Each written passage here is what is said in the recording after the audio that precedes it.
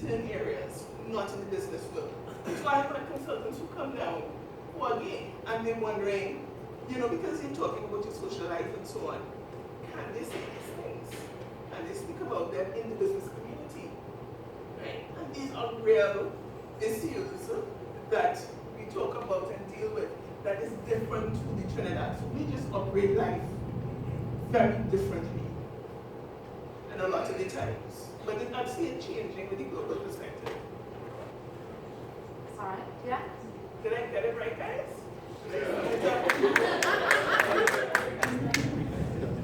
Hi, good morning.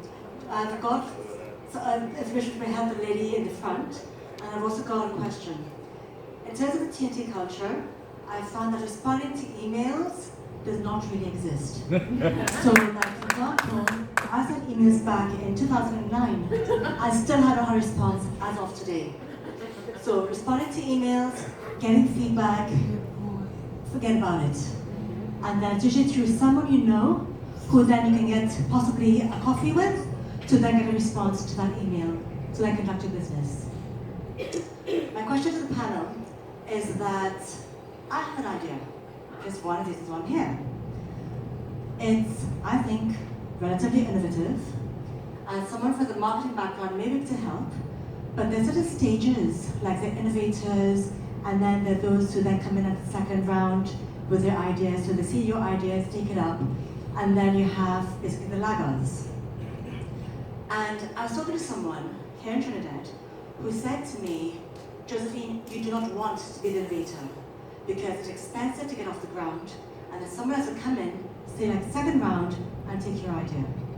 So what do you suggest in that regard? If you say, I can see Trinidad has a need for something, and I feel very passionate about it, or they don't have the money yet to do it, should I still try and go in as the innovator and teach Trinidad and Tobago this is what they need, or do I sit on my hands and hold back to see someone else comes up with the idea?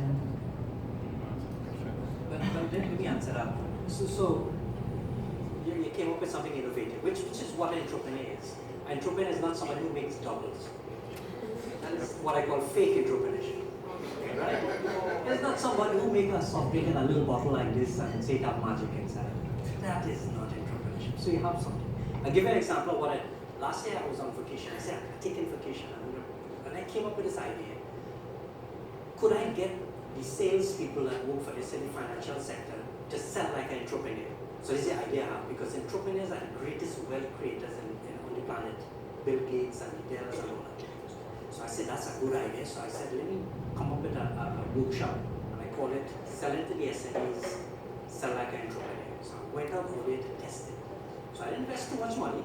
Now, one of the nice things about a service business is that all you need is a computer which you have, and you need a printer which you have, and you have a filing cabinet, and you have a desk, and that's it. That's your business out of home. And nothing is wrong with starting a business out of home. President Trump works out of home.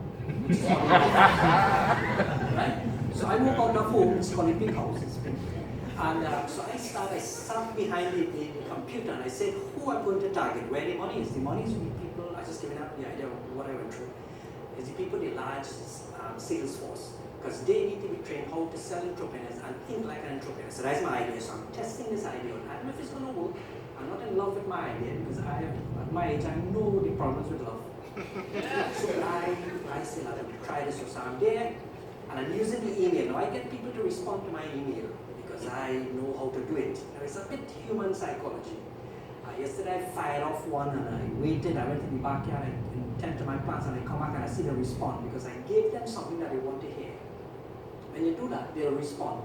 So I tried that with one customer, and the customer bought, but that was in October, November. So far nobody has bought because Christmas and then you have Carnival, everybody whole country shut down. But as we go into a recession, I recognize thinking ahead is that people, big companies need to focus on selling. So I'm waiting for the market and I'm talking to a number of people. But I believe when you keep trying things, if it doesn't work, you try something else and you try again and you try again. But please, don't try to be me too. Try something innovative, but be patient. It takes a while because our culture, people don't grab at things like that. They take a while. Candace as an innovator and question, because I think that it is a question that people ask themselves all the time. So go ahead. You see, it's a two-part answer, because one, I don't know what the idea is, and as Sandra said, there are some ideas that may not be viable. So it really is how much you believe in it and how much you plan on it. It really depends on the idea. Yeah, I agree. I think you need to find somebody that you You trust. could probably talk to. Yeah, that you can talk Yeah. to who would have enough expertise, but not necessarily the ability to execute it, because you don't want them to steal your idea. Our third panel deals with protection of ideas, and so we'll talk about that a little bit.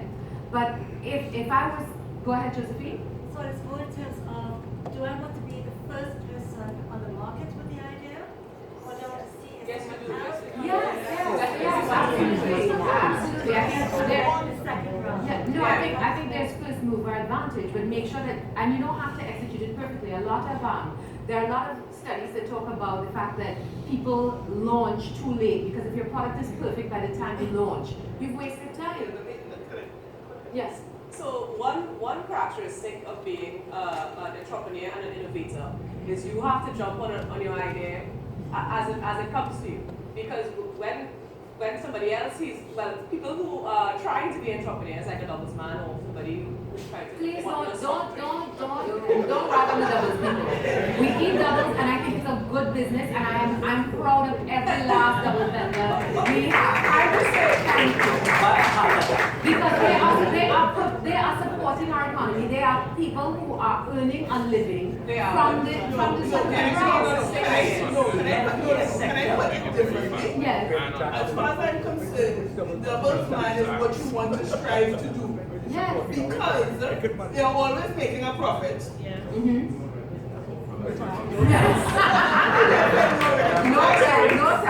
No, but he's always making a profit. He had better produce a good product. Yes. Because he has to sell out by the end of the day, otherwise he's going to make a loss from those things. No matter what, taking it home. Right? You have to make sure that you're fulfilling the need of your person, because they have to be hungry, and that is why, for example, we now have the doubles and the alpine, right? To be trying to, because you're fulfilling a need. So I always talk to my staff about that, and some other businesses. As far as I'm concerned, running a roti shop and running a doubles stand in Trinidad and Tobago is some of the hardest things that can happen. And there are many aspiring entrepreneurs who will take good care. Good advice. So I'm sorry that I have to but as far as I'm concerned, that is what is needed. And in terms of my instance, should you innovate? As far as I'm concerned, the answer is always yes. Right? I remember when I was opening my company and looking in the yellow pages and being like, why aren't more people doing what I'm doing? This is so weird. I sat down opposite my mother asking, and she said, yes, there are not very many people, there may be 1 or 2 thousand when they had an MBM and bigger companies, but not smaller companies doing it. She said, Andrea, just go for it. Right? But the important word here is action. Yes. The amount of ideas I see and people tell me about, and they're doing it for years to get it perfect and plan. I'm not saying don't plan and perfect. Everybody in here is going to be doing that. It is all going to be academic. The successful businessmen I know do not necessarily have the degrees and do not necessarily have the business plans, even though the things are necessary. The thing that happens with both is action. Do it, Josephine.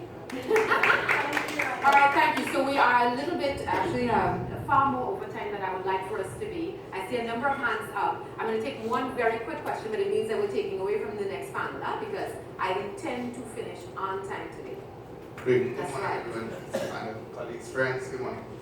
How do you sell sports in a declining economy, going back to home, related to sports? Yes. How do you sell with a product that's, it's vitally needed in the holistic development of the child, but yet still, how do you market sports? What do people now? First of all, yes, I participated in different sports through the years, but I'm not involved in any sporting body or at any sporting level. But one of my staff members actually was very involved in hockey, and he had managed, so I had seen it because of course national service, you do the time of Right? And he needed at that time to help. What does the consumer, what does the person either here or overseas need from Trinidad sport? So can I know some people, let me give 2 examples. We need fitness. We are overweight. Right? We are, because we double. We are, okay?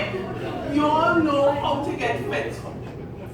You all are the ones who are supposed to be showing the way and leading us on how to get fit.